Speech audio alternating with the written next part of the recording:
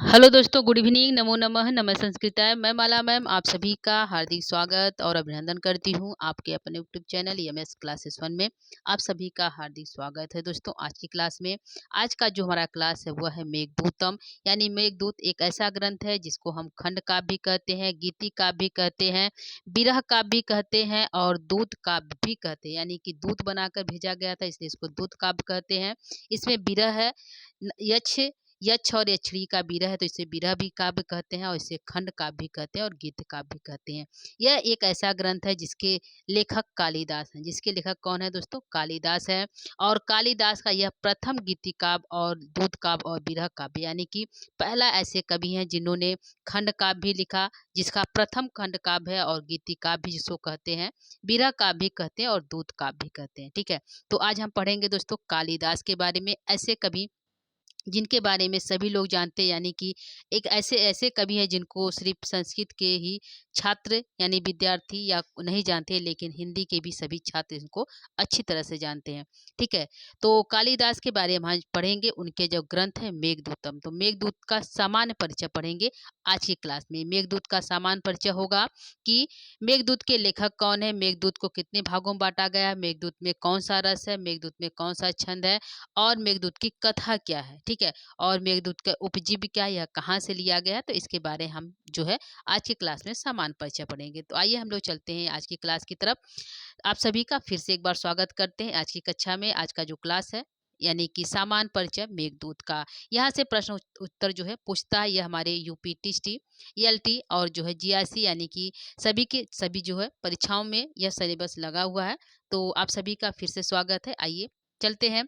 पहला प्रश्न पूछेगा कि मेघदूत जो ग्रंथ है वह किस में लिखा गया है, किस विधा में लिखा गया है, तो यह होगा कि यह खंड काव्य है और गीति काव्य है। ठीक है, और दूसरा होगा कि मेघदूत ग्रंथ के लेखक कौन है। ठीक है, पहला प्रश्न बनेगा। दूसरा कि मेघदूत ग्रंथ के लेखक कौन है, तो आंसर हमारा हो जाएगा दोस्तों कालिदास। क्या होगा? कालिदास। दूसरा प्रश्न होगा कि मेघदूत जो ग्रंथ है वह किस विधा में लिखा गया, उसकी विधा क्या है, तो आंसर हो जाएगा, ऑप्शन हमारा आंसर जाएगा खंड काव्य या गीति काव्य। यानी खंड काव्य भी कहते हैं, गीति काव्य भी कहते हैं, विरह काव्य भी कहते हैं और जो है दूत काव्य भी कहते हैं। ठीक है, इस ग्रंथ में जो है यक्ष जो है मेघ को दूत बनाकर भेजे हैं अलकापुरी में, इसलिए इसको दूत काव्य कहते हैं। और जो है इसमें यक्ष और यक्षिणी का विरह जो है दिखाई देता है, इसलिए इसको विरह काव्य कहते हैं और इसे खंड काव्य और गीति काव्य तो कहते ही हैं। ठीक है, अगला प्रश्न बनेगा कि जो मेघदूत है इसके कितने भागों में बांटा गया है। ठीक है, जो मेघदूत ग्रंथ है इसको कितने भागों में बांटा गया, तो आंसर हो जाएगा कि इसको दो भागों में बांटा गया है। एक का नाम है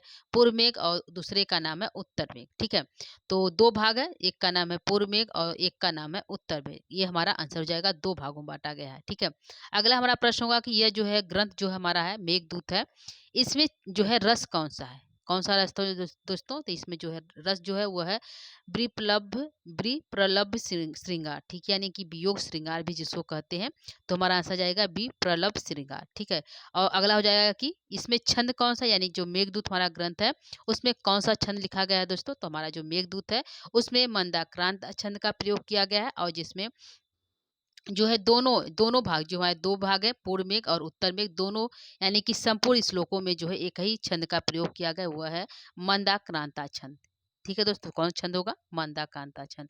तो यहाँ प्रश्न पूछेगा कि मेघदूत ग्रंथ में कौन सा छंद का प्रयोग किया गया, तो आंसर जाएगा हमारा मंदाक्रांता छंद। यानी कि जो हमारे कुल जो है 115 श्लोक है, श्लोकों की संख्या 115 है, उत्तर मेघ और पूर्व मेघ के मिलाकर श्लोकों की संख्या 115 है। ठीक है, तो इसमें जो है छंद कौन से हैं, तो मंदाक्रांता छंद है। अगला प्रश्न बनेगा कि मेघदूत की रीति क्या है, यानी कि मेघदूत जो ग्रंथ है उसमें कौन सी रीति का प्रयोग किया गया, तो हमारे कालिदास जो है वह जो है वैदर्भी रीति के कवि माने जाते हैं, तो उन्होंने अपने ग्रंथों में भी जो है वैदर्भी रीति का ही प्रयोग किया गया है। तो यहाँ पे हमारा आंसर जाएगा कि वैदर्भी रीति का प्रयोग किया गया है मेघदूत ग्रंथ में। ठीक है, तो प्रश्न क्या होगा दोस्तों, मेघदूत ग्रंथ की रीति क्या है, तो वैदर्भी रीति है। अगला प्रश्न बनेगा कि यह जो मेघदूत ग्रंथ है इसका उपजीव्य क्या है, यानी कि यह कहाँ से लिया गया है। ठीक है, तो कोई ना कोई जहाँ से पहले जो प्राचीन कवि थे जो भी कथा लिखते थे, नाटक लिखते थे, महाकाव्य, उनका कुछ ना कुछ उपजीव्य होता था। यानी कि कहीं ना कहीं ऐसा पुस्तक, ऐसा महाकाव्य, ऐसा ग्रंथ जहाँ से वह कुछ अंश लेकर जो है अपने ग्रंथों को पूरा करते थे। तो यहाँ पे प्रश्न बनेगा कि जो मेघदूत हमारा ग्रंथ है उसका उपजीव्य क्या है, तो इसका जो उपजीव है वह कहा जाता है कि इसके जो कथानक यानी जो कथा है वह जो है ब्रह्मवैवर्त पुराण से लिया गया है। ठीक है, कथानक जो कथा हमारी है मेघदूत का वह जो है ब्रह्मवैवर्त पुराण से लिया गया है। और दूध काव्य की जो कल्पना की गई, जो दूध बनाकर यक्ष जो है मेघ को भेजता अलकापुर पूरी, तो ये जो कल्पना की गई है ये जो कल्पना कहाँ से है, तो यह कल्पना है वाल्मीकि रामायण से। ठीक है, यहाँ पे 2 प्रश्न बने रहे हैं दोस्तों कि मेघदूत जो ग्रंथ है उसका उपजीव क्या है, तो एक आंसर गया कि यह जो इससे कथानक है वह जो है ब्रह्मवैवर्त पुराण से लिया गया है। और दूसरा पूछेगा कि इसके जो दूध बनाने की जो कल्पना वह कहाँ से ली गई है, तो वह लिया गया है वाल्मीकि रामायण। वाल्मीकि रामायण में जो इसमें जो है वाल्मीकि ने हनुमान जी को दूध बनाकर लंका भेजा था, तो यह जो है दूध की कल्पना जो है कालिदास ने भी वाल्मीकि रामायण से लिया गया, ऐसा मान्यता प्राप्त होता है। ठीक है, तो 2 प्रश्न होंगे दोस्तों, एक जो है ब्रह्मवैवर्त पुराण से और एक जो है वाल्मीकि रामायण से। अगला प्रश्न बनेगा कि यह जो ग्रंथ है मेघदूत इसके नायक कौन है, यानी कि नायक और नायिका कौन है, यह भी प्रश्न इंपॉर्टेंट होता है। तो इसके जो नायक है वह है यक्ष, यानी कि जो हमारा कथा मिलता है, यानी कि जो हमारा मेघदूत ग्रंथ मिलता है उसमें जो यक्ष नायक का नाम प्राप्त होता है और नायिका का नाम यक्षिणी प्राप्त होता है। ठीक है, लेकिन हमारे जो ग्रंथ है जहाँ से कथानक लिया गया है, यानी कथानक कहाँ से लिया गया है दोस्तों, तो ब्रह्मवैवर्त पुराण से। तो ब्रह्मवैवर्त पुराण के अनुसार जो है नायक का नाम हेममाली प्राप्त होता है और नायिका का नाम विशालाक्षी प्राप्त होता है। ठीक है दोस्तों, याद रखिएगा। मेघदूत में यदि पूछे नायक का क्या नाम है तो यक्ष नाम होगा और नायिका क्या नाम है तो यक्षिणी होगा। लेकिन यदि पूछे ब्रह्मवैवर्त पुराण के अनुसार नायक का क्या नाम है और नायिका का, तो यहाँ पे आंसर चेंज हो जाएगा। यहाँ पे आंसर होगा कि नायक का नाम है जो है हेममाली और नायिका का नाम है विशालाक्षी। ध्यान रखिएगा दोस्तों, विशालाक्षी यानी कि जो है नायिका यक्षिणी का नाम है और जो यक्ष का नाम है हेममाली। ठीक है, इस प्रकार से हमारे प्रश्न यहाँ पे 4 प्रश्न अलग बन जाते हैं। अगला हो जाएगा प्रश्न कथानक कि यह जो कथानक है हमारा जो मेघदूत का कथानक है दूत काव्य के रूप में एक गीति काव्य है जिसमें एक यक्ष का विरह वर्णित है, यानी कि जो हमारा मेघदूत है इसमें जो है कथानक क्या है, तो इसमें जो कथानक है कि यहाँ पे दूध काव्य के रूप में जो है दूध काव्य की कल्पना की गई है, यानी कि मेघ को दूध बनाया गया है और इसको गीति काव्य कहते हैं। और जिसमें एक यक्ष का विरह वर्णित है, यानी कि उसका विरह जो है 1 वर्ष का है। कितने वर्ष का है दोस्तों, विरह जो है 1 वर्ष का है। तो विरह जो है इसमें वर्णित है, किसमें, इस कथानक मेघदूत में। और जो वह यक्ष जो है रामगिरी पर्वत में 1 वर्ष से निवास कर रहा, उसको जो है श्राप मिला किसके द्वारा, तो उसके स्वामी जो राजराजस्व हैं यानी कि कुबेर जो उनके स्वामी उनसे जो है श्राप प्राप्त हुआ है। ठीक है, तो यहाँ पे जो है मेघदूत की दूसरी जो हमने इससे पहले दोस्तों अभिज्ञान शाकुंतलम पढ़ा था, उसमें भी श्राप की घटना जो है प्राप्त होती है, यानी कि दुष्यंत के द्वारा श्राप जो है, सॉरी दोस्तों, यहाँ पे ऋषि दुर्वासा के द्वारा श्राप प्राप्त होता है अभिज्ञान शाकुंतलम में। तो यहाँ पर भी जो है ये मेघदूतम में भी कालिदास ने श्राप की घटना को घटित किया है, यानी कि कुबेर के द्वारा जो है यक्ष को श्राप मिला है 1 वर्ष का। ठीक है, यानी कि 1 वर्ष का श्राप प्राप्त होता है। कथानक हमारा है कि जो है इसको दूध काव्य कहते हैं, दूध बना कहा गया है और इसको गीति काव्य भी कहते हैं। ठीक है, और यह एक यक्ष का विरह वर्णित है। आगे हमारा जो पॉइंट है वह है कि यह जो हमारा मेघदूत है इस पे जो है टीकाएं लिखी गई, यानी कि इस पे अनेकों प्रकार की टीकाएं, टीका टिप्पणी टीकाएं लिखी गई है। तो कितने लिखे गए हैं दोस्तों, तो 50 से अधिक संस्कृत में टीकाएं लिखे गए। कितने, 50 से अधिक जो है संस्कृत में यहाँ पे टीकाएं लिखे गए हैं। यहाँ पे एक टीका है जो है संजीवनी टीका। ठीक है, यह जो है मेघदूत पर लिखा गया है। तो किसने लिखा है, तो लेखक हमारे हैं मल्लीनाथ। मल्लीनाथ ने जो है मेघदूत पर संजीवनी नामक टीका लिखा है। तो संस्कृत में कुल कितने टीकाएं लिखे गए हैं दोस्तों, तो 50। यहाँ पूछेगा संजीवनी नामक जो टीका है वह किसके द्वारा लिखा गया है, तो मल्लीनाथ के द्वारा लिखा गया है। ठीक है, यह प्रश्न इंपॉर्टेंट है, जो मल्लीनाथ संजीवनी टीका है यह प्रश्न इंपॉर्टेंट होता है क्योंकि यह प्रश्न पूछे गए हैं कि संजीवनी नाम जो टीका यह किसके द्वारा लिखा गया है। ठीक है, तो ये हमारा प्रश्न हो गया। आगे जो हमारा यहाँ पे है, अगला जो हमारा पॉइंट है यहाँ पे है कि जो हमारा मेघदूत है इसको जो है अनेक भाषाओं में जो है लिखा गया है। अनेक लेखक जो है अनेक भाषाओं में इसका किसी ने गद्य अनुवाद किया है तो किसी ने पद्य अनुवाद किया है। ठीक है, तो यहाँ पे देखते हैं कि कौन ऐसा व्यक्ति है जिन्होंने गद्य में अनुवाद किया और कौन ऐसा जो है लेखक है जिन्होंने पद्य में अनुवाद किया। तो एक हमारे विद्वान है जिनका नाम है मैक्स मूलर। क्या नाम है, मैक्स मूलर नाम है। इन्होंने मेघदूत का जर्मन भाषा, ध्यान रखिएगा भाषा का, जर्मन भाषा में पद्य अनुवाद किया, यानी कि पद्य में अनुवाद किया। किसका दोस्तों, मेघदूतम का। तो जर्मन विद्वान मैक्स मूलर ने मेघदूतम का जर्मन भाषा में पद्य अनुवाद किया और एक लेखक है जिनका नाम है स्वेट्स, उन्होंने जर्मन भाषा में ही जो है मेघदूत का गद्य अनुवाद किया था। यहाँ पे प्रश्न 2 बनेंगे कि मेघदूत पर गद्य अनुवाद किसने किया? तो मैक्स मूलर जो है स्वेट्स ने किया, और गद्य अनुवाद जो है पद्य अनुवाद किसने किया? तो मैक्स मूलर ने किया। किस भाषा में? तो भाषा एक ही दोस्तों, जर्मन भाषा में। ठीक है, तो इसको देखिएगा यहाँ पे मैक्स मूलर और स्वेट्स जो है गद्य और पद्य अनुवाद जर्मन भाषा में किए हैं। अगले एक कवि हैं जिनका नाम है आर्थर राइडर्स और एच जी क्रूक। इन्होंने जो है मेघदूत का अंग्रेजी में पद्य अनुवाद किया, यानी कि 2 लेखक है, एक एक लेखक है जो है आर्थर राइडर और एच जी रूक, यानी कि 2 ऐसे हैं व्यक्ति हैं जिन्होंने अंग्रेजी में मेघदूत का जो है पद्य अनुवाद किया। तो पद्य में अनुवाद अंग्रेजी में किसने किया? तो आर्थर राइडर्स और एच जी रुक ने किया है। ठीक है, अगला जो हमारा है पॉइंट है वह है कि हिंदी भाषा में जो है मेघदूतम में 6 पद्य अनुवाद हो चुके हैं, यानी कि संस्कृत में तो 50 हुए हैं, जो है टीकाएं लिखी गई हैं 50 जो है 50 टीकाएं लिखी गई हैं जो है संस्कृत में। यहाँ पे हिंदी भाषा में भी मेघदूतम के 6 पद्य अनुवाद किए गए हैं। ठीक है, कितने किए गए दोस्तों? 6 जो है पद्य अनुवाद किए गए हैं।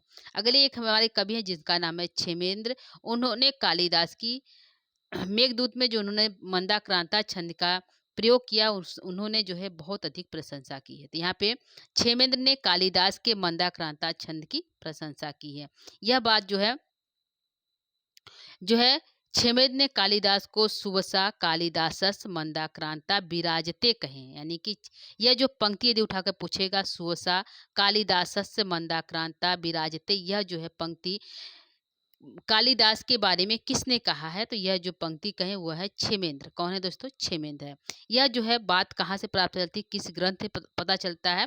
तो ग्रंथ का नाम है सुवृत तिलकम। यह ग्रंथ जो है क्षेमेंद्र का है। उन्होंने अपने ग्रंथ सुवृत तिलकम में जो है कालिदास की मंदाक्रांता छंद की प्रशंसा की। उन्होंने कहा सुवसा कालिदासस्य मंदाक्रांता विराजते, यही जो है प्रशंसा के जो है स्टेटमेंट है। ठीक है, इन्होंने यही प्रशंसा की है कि कालिदास की जो है मंदाक्रांता छंद जो है विराजते। ठीक है, इस प्रकार से उन्होंने किस पुस्तक में की है? तो सुवृत तिलकम नामक पुस्तक में किया है। ठीक है, अगला हमारा प्रश्न है मेघदूतम में जो है कौन सा जो है अलंकारों का प्रयोग किया गया है दोस्तों? तो मेघदूतम जो ग्रंथ है उसमें उपमा अलंकार का, उत्प्रेक्षा और रूपक अलंकारों का सुंदर प्रयोग किया गया है। ठीक है दोस्तों, तो मेघदूतम में उपमा, उत्प्रेक्षा और रूपक आदि अलंकारों का सुंदर प्रयोग किया गया। अगला एक हमारे कवि हैं जिनका नाम है कीथ।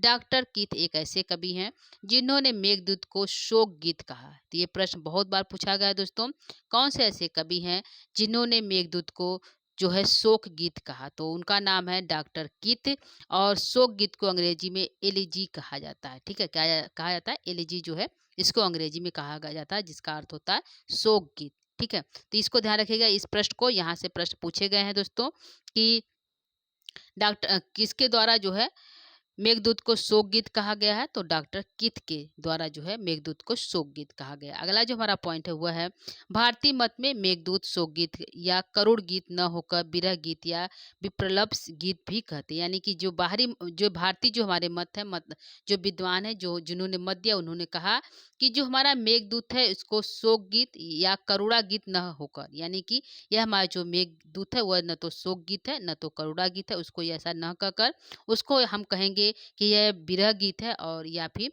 विप्रलभ गीत है। यानी कि उन्होंने कहा कि इसको हम जो है विरह गीत कह सकते हैं और जो है विप्रलभ गीत कह सकते हैं। इसको जो है शोक गीत और करुण गीत न कहें, ऐसा जो है भारतीय मत के जो विद्वान है वह कहे हैं। ठीक है, अगला हमारा जो पॉइंट है प्रमुख पात्र के रूप में, यानी कि जो प्रमुख पात्र के रूप में वह जो है कौन है दोस्तों? जो मेघदूत में प्रमुख रूप से जो पात्र है वह 4 ही दिखाई देते हैं। एक है यक्ष है जिसको हेमाली कहा जाता है।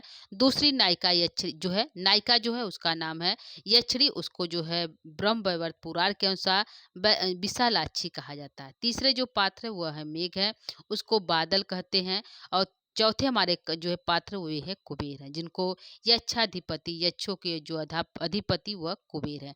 तो मुख्य रूप से जो पूछ सकता है कि मेघदूत में कितने पात्रों की चर्चा की गई है, कितने पात्र का वर्णन किया गया है? तो आंसर जाएगा हमारा 4 पात्रों के। ठीक है, तो यक्ष, यक्षिणी, कुबेर और मेघ। ठीक है, यह 4 पात्र जो है हमारे मेघदूत में प्राप्त होते हैं। अगला जो पॉइंट हमारा है कि संस्कृत के गीति काव्य का आदिम ग्रंथ महाकवि कालिदास का मेघदूत है। यानी कि संस्कृत का जो गीति काव्य हमने बताया कि ये एक ऐसा यह प्रथम गीति काव्य है, यानी कि आदिम ग्रंथ जो सबसे पहले लिखा गया गीति काव्य है, उसके कवि कौन है? तो मेघदूत जो है कालिदास है। जो ग्रंथ का नाम है वह है मेघदूत। ठीक है, तो ये हमारा हो गया। अगले पॉइंट की तरफ चलते हैं दोस्तों। ये हमारे प्रश्न के दृष्टि से सारे पॉइंट इंपॉर्टेंट है दोस्तों, ध्यान रखिएगा। अगला हमारा पॉइंट है कि दक्षिणावर्तनाथ और मल्लीनाथ ने मेघदूत में रामायण से प्रेरणा मानी। यानी कि कुछ कवि कहते हैं कि जो है कालिदास ने इस ग्रंथ को कैसे लिखा, तो यहाँ पे है कि दक्षिणावर्तनाथ और मल्लीनाथ ने मेघदूत लिखने में रामायण से प्रेरणा मानी है। ऐसा जो है यह मानते हैं कौन? मल्लीनाथ जो है, जो दक्षिणावर्तनाथ मल्लीनाथ है, वह कहते हैं कि कालिदास ने जो रामायण जो है मेघदूत लिखा, उसकी प्रेरणा उन्हें कहाँ से प्राप्त हुई? तो वह कहते हैं कि उनकी प्रेरणा वह जो है रामायण से प्राप्त हुई है। ठीक है, जो है यक्ष को अलकाधीश्वर कुबेर ने जो श्राप दिया था, उसका आधार जो है पद्म पुराण में मिलता है। यानी कि एक हमारा प्रश्न यहाँ पे पॉइंट बन रहा है ये कि यक्ष को जो है श्राप मिला है, यानी कि कुबेर ने जो श्राप दिया है, यह घटना हमें कहाँ प्राप्त होती है? तो यह घटना हमें प्राप्त होती है दोस्तों पद्म पुराण में। ठीक है, तो यहाँ पे जो है इसके 3 उपजीव बने। एक तो जो है मेघदूत का कथानक कहाँ से है? तो वह है ब्रह्म वैवर्त पुराण से। दूसरा प्रश्न है मेघदूत का जो दूत वर्ण किया गया, वह कहाँ से लिया गया? तो वह रामायण वाल्मीकि से लिया गया है। तीसरा यहाँ पे है कि कुबेर के द्वारा जो श्राप दिया गया, यह घटना कहाँ से ली गई है? तो यह घटना हमें प्राप्त होता है पद्म पुराण में। ध्यान रखिएगा दोस्तों, पद्म पुराण में यह घटना हमें प्राप्त होती है। अगला हमारा पॉइंट यहाँ पे है कि यहाँ के जो योगिनी नामक आषाढ़ कृष्ण एकादशी महात्म प्रसंग में यह कथा संक्षेप में, यानी कि योगिनी नामक आषाढ़ जो है कृष्ण एकादशी की जो है, यह जो है वहाँ पे यह कथा जो है संक्षेप रूप में हमें प्राप्त होती है। अगला हमारा पॉइंट है ब्रह्म वैवर्त पुराण जो ग्रंथ है को भी मेघदूत का उपजीव माना जाता है। दोस्तों, ये हमें पहले हो चुका है कि जो है मेघदूत का उपजीव किसे माना जाता है? तो ब्रह्म वैवर्त पुराण को माना जाता है। अगली हमारी पॉइंट है कि मेघदूत में कुल श्लोकों की संख्या कितनी, यानी कि कुल कितने पद है मेघदूत में? तो यहाँ पे टोटल यानी दोनों भागों की बात है, पूर्व भाग और उत्तर भाग। तो यहाँ पे मेघदूत में जो पद हमारे वह है 115। कितने दोस्तों? 115 है। तो इसके दोनों भाग यानी कि पूर्व भाग में और उत्तर भाग में दोनों जो भाग है उसमें टोटल श्लोकों की संख्या 115 है। अगला जो हमारा पॉइंट है वह है कि पूर्व मेघ में श्लोकों की संख्या कितनी है और उत्तर मेघ में श्लोकों की संख्या कितनी है दोस्तों? तो पूर्व मेघ में श्लोकों की संख्या 63 है और उत्तर मेघ में उस श्लोकों की संख्या 52 यानी कि 52 है। ठीक है, इस प्रकार 63 और 52 मिलाकर कुल हमारे श्लोकों की संख्या 115 हो जाते हैं। तो यहाँ पे यदि पूछेगा मेघदूत में कुल श्लोकों की संख्या कितनी है, तो 115 है। दूसरा प्रश्न होगा कि मेघदूत के पूर्व मेघ में कुल श्लोकों की संख्या कितनी है, तो 63 है। तीसरा प्रश्न है मेघदूत के उत्तर मेघ में कुल श्लोकों की संख्या कितनी है, तो 52 यानी कि 52 है। अगले एक हमारे हैं कवि मल्लीनाथ, वह कहते हैं कि जो है गद और पद मिलाकर जो श्लोकों की संख्या कितनी है, 121, यानी कि वह 6 और श्लोकों को इसमें जोड़ देते हैं। तो यदि पूछेगा प्रश्न कि मल्लीनाथ के अनुसार मेघदूत में कुल श्लोकों की संख्या कितनी है दोस्तों, तो आंसर जाएगा 121, यानी मल्लीनाथ के द्वारा श्लोकों की संख्या 121 है। अगला होगा कि इसमें जो है मल्लीनाथ ने कुल कितने श्लोकों को प्रक्षिप्त बताया है, तो यहाँ पे मेघदूत ने 121 श्लोकों में से जो 6 श्लोक हैं उसको उन्होंने क्या बताया? प्रक्षिप्त यहाँ पे बताया है। ठीक है, तो यहाँ पे प्रश्न 2 बनेंगे। मल्लीनाथ ने जो है कुल 121 जो है मेघदूत में श्लोकों बताएं और 6 श्लोकों को प्रक्षिप्त माना है। ठीक है, अगले पॉइंट की तरफ चलते हैं। यहाँ पे अगला प्रश्न हमारा बनेगा कि मेघदूत का जो मुख्य रस वह क्या है? तो मेघदूत का कौन सा मुख्य रस है दोस्तों? वह है विरह श्रृंगार और या फिर विप्रलभ श्रृंगार जिसको हम कहते हैं, वह जो है इसका मुख्य रस है। ठीक है, अगला हो जाएगा प्रश्न हमारा पूरे मेघदूत में किस छंद का प्रयोग किया गया है दोस्तों? तो यहाँ पे पूरे मेघदूत में मंदाक्रांता छंद का प्रयोग किया गया है। ध्यान रखिएगा कौन सा छंद है दोस्तों? मंदाक्रांता, यानी कि कुल 115 श्लोकों में एक ही छंद है जिसका नाम है मंदाक्रांता छंद। और मंदाक्रांता छंद में कुल जो है एक लाइन में जो है 17 वर्ड होते हैं, यानी कि प्रत्येक पंक्ति में कितने वर्ड होते हैं? तो 17 वर्ड होते हैं। ठीक है, तो ये हमारा प्रश्न होगा। आगे हमारा हो जाएगा यहाँ पे दोस्तों यक्षों के 2 अधिपति, यानी कि यक्षों के राजा कौन है दोस्तों? तो आंसर जाएगा कुबेर। कुबेर जो है यक्षों के राजा हैं उन्होंने अपने कार्य में प्रमाद करने के कारण किसी अपने अनुचरों यानी यक्ष को श्राप दे दिया। यानी कि यक्ष को श्राप क्यों मिला था दोस्तों? तो यक्ष को श्राप इसलिए मिला था कि यक्ष ने अपने जो है कार्यों में प्रमाद करने के कारण उनके जो स्वामी कुबेर है उन्होंने यक्ष को श्राप दिया था। श्राप कितने वर्ष का था दोस्तों? तो यहाँ पे श्राप जो था वह था 1 वर्ष का। कितने वर्ष का? 1 वर्ष का था। ठीक है। ठीक है, तो यहाँ पे 1 वर्ष का श्राप था और जो यहाँ पे कालिदास ने जो है जो मेघदूत लिखा उन्होंने कहा कि यहाँ पे जो 8 माह बीत चुके यानी कि 8 माह जो है जो है श्राप का जो 8 माह बीत चुका है और 4 माह बाकी है। यानी कि 8 माह बीत चुका है और 4 माह बाकी, ऐसा जो है प्रयोग करते हैं मेघदूत के ग्रंथों में। ठीक है, तो यहाँ पे हो जाएगा दोस्तों कि यद्यपि जो है यक्षों के अधिपति कुबेर हैं, उन्होंने अपने कार्य में प्रमाद करने के कारण किसी अपने अनुचर यानी यक्ष को श्राप दे देते हैं।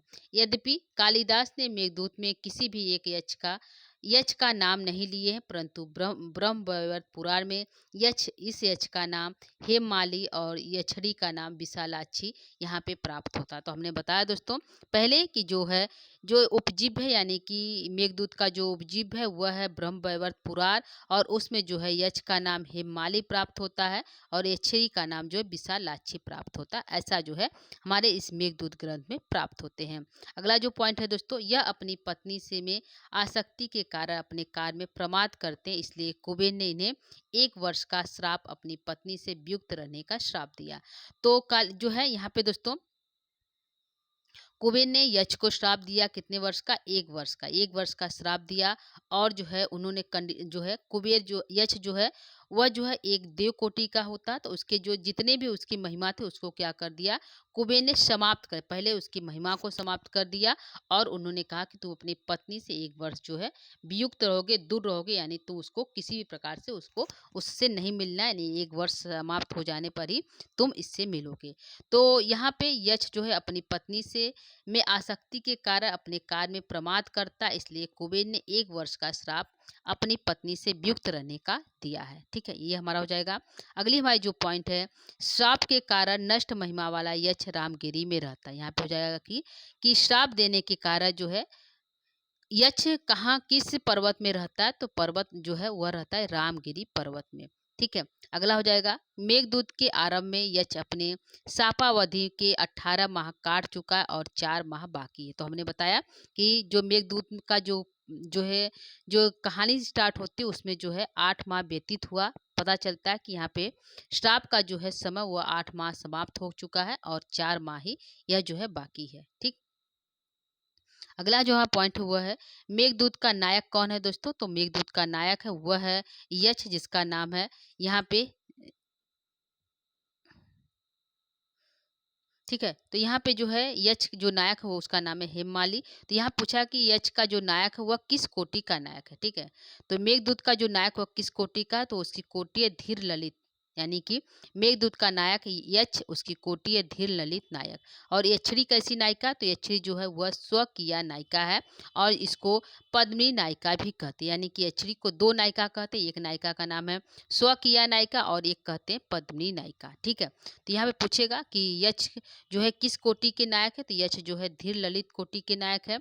यक्षरी किस कोटि की नायिका है? तो वह है स्वकीया और पद्मिनी नायिका है। ठीक है, तो यहाँ पे प्रश्न, इसको ध्यान रखिएगा इन प्रश्नों को। आगे हमारा जो पॉइंट है वह है मेघदूत में प्रसाद एवं माधुर गुण की प्रधानता और वैदर्भी रीति का प्रयोग है। तो यहाँ पहले हो चुका है किस रीति का प्रयोग है? तो वैदर्भी रीति का प्रयोग है। और दोस्तों जहाँ पे वैदर्भी रीति का प्रयोग किया जाता है वहाँ पे गुण हमारे हो जाते हैं प्रसाद और माधुर गुण, यानी कि जो है कालिदास के अधिकतर ग्रंथों में जो है प्रसाद और माधुर गुण का वर्णन किया गया है और रीति जो वैदर्भी रीति का प्रयोग किया गया है। अगला यहाँ पे जो पॉइंट है कि हमारे जो मेघदूत को कहते क्या, यानी कि मेघदूत में कौन से जो है समास का प्रयोग किया गया है? तो मेघदूत में यदि हम इसका विच्छेद करेंगे तो हमारा मेघदूत का विच्छेद हो जाएगा मेघ एव दूत यस्मिन काव्ये तत् मेघदूतम। तो यहाँ पे हमारा यदि पूछेगा इसमें कौन सा समास है, तो समास हो जाएगा बहुब्रीहि समास। कौन सा है दोस्तों? बहुब्रीहि समास। तो यदि हमारा प्रश्न बनेगा मेघदूतम जो ग्रंथ है उसमें समास कौन सा है, तो आंसर जाएगा बहुब्रीहि समास। दूसरा प्रश्न होगा मेघदूतम का संधि विच्छेद जो है समास विग्रह क्या होगा? मेघदूतम का जो समास विग्रह होगा हो जाएगा मेघ एव दूत यस्मिन काव्ये तत्। ठीक है, मेघदूतम। ठीक है, ये हमारा समास विग्रह और जो इसमें समास है वह है बहुब्रीहि समास। अगला जो हमारा पॉइंट है, यक्षों के जो अधिपति कुबेर की राजधानी अलका है। पूछेगा कि यक्षों के जो अधिपति कुबेर की राजधानी कहाँ है दोस्तों? आंसर जाएगा अलका है। ठीक है, कहाँ है दोस्तों? अलका है। इसकी स्थिति हिमालय पर्वत श्रृंखला के कैलाश नामक शिखर पर बताई गई। यानी कि जो है यहाँ पे यक्षों के जो अधिपति कुबेर है उनकी राजधानी अलका है। और यह अलका है कहाँ पे दोस्तों? यह अलका जो प्रदेश है वह है कहाँ? तो वह है हिमालय पर्वत के श्रृंखला के कैलाश नामक शिखर पर बताया। यानी कि हिमालय जो पर्वत है उसके गोदी में जो है कैलाश यानी कि अलकापुरी जो है बसी हुई है। तो यहाँ पे यही है कि यक्षों के जो अधिपति उनकी राजधानी अलका है। और अलका है कहाँ? तो अलका जो हिमालय पर्वत श्रृंखला के कैलाश शिखर की गोदी में जो है वहाँ पे अलकापुरी है। ठीक है, ऐसा जो है अलका का वर्णन प्राप्त होता है। अगला हमारा पॉइंट है कि रामगिरी पर्वत की स्थिति मल्लीनाथ तथा बल्लभ ने चित्रकूट मानी और है जो बुंदेलखंड में। तो यहाँ पे कहा जाता है कि जो रामगिरी पर्वत है वह है कहाँ, वास्तविक में है कहाँ? तो यहाँ पर भी मतभेद है। तो कुछ कवि इनको जो है जो है रामगिरी पर्वत को चित्रकूट मानते हैं और कुछ कवि जो है इनको जो है नागपुर मानते हैं। तो यहाँ पे जो है रामटेक जो है जो है रामपुर से कुछ दूर रामटेक मानते हैं। ठीक है, तो यहाँ पे देखते हैं कि कौन मानता है कि चित्रकूट है और कौन मानता है कि रामटेक है। तो यहाँ पे रामगिरी पर्वत के जो एक कवि हैं जिनका नाम है मल्लीनाथ और जो है एक कवि है बल्लभ। दो कवि यहाँ पे, एक का नाम है मल्लीनाथ और एक का नाम है बल्लभ। यह दोनों कहते हैं कि रामगिरी जो पर्वत है वह है चित्रकूट मानी जाती है। यानी कि चित्रकूट जो मानी जाती है, रामगिरी पर्वत ही चित्रकूट है। और जो है इस समय यह रामगिरी पर्वत है कहाँ दोस्तों? तो इस समय जो है रामगिरी पर्वत जो है बुंदेलखंड में प्राप्त होता है। यानी कि रामगिरी जो पर्वत है वह बुंदेलखंड में है। ठीक, यह कौन कहते हैं? यह जो कहते हैं मल्लीनाथ और जो है बल्लभ ने। ठीक, तो यहाँ प्रश्न पूछेगा मल्लीनाथ और बल्लभ के अनुसार जो है चित्रकूट कहाँ पे है? तो बुंदेलखंड में है। और रामगिरी पर्वत जो है चित्रकूट वह कहाँ पे? तो वह भी हमारा बुंदेलखंड में। यानी कि आंसर दो जगह से यहाँ पे पूछ सकता है। ठीक है, अगला प्रश्न है कि जो कवि हमारे हैं जिनको जो रामगिरी पर्वत को रामटेक मानते हैं उनका क्या नाम है? तो उनका नाम है प्रोफेसर बिल्सन। प्रोफेसर बिल्सन ने कहा कि नागपुर से कुछ दूरी पे, यानी कि नागपुर से कुछ दूरी पे एक रामटेक का एक प्राचीन रामगिरी माना है। वही जो उनको क्या कहते हैं, प्राचीन नाम है, उसी को क्या कहते हैं, वही रामगिरी पर्वत है। कौन कहते हैं? Professor Bilson. तो यहाँ पे जो है मुख्य रूप से यदि हम मान्यता प्राप्त करें कि दोनों में से कौन सही है, तो यहाँ पे बुंदेलखंड वाला जो रामगिरी चित्रकूट है वह जो है सटीक रूप से वहाँ पे प्राप्त होता है। ठीक है, अगला हम यहाँ पे प्रश्न हमारा होगा दोस्तों,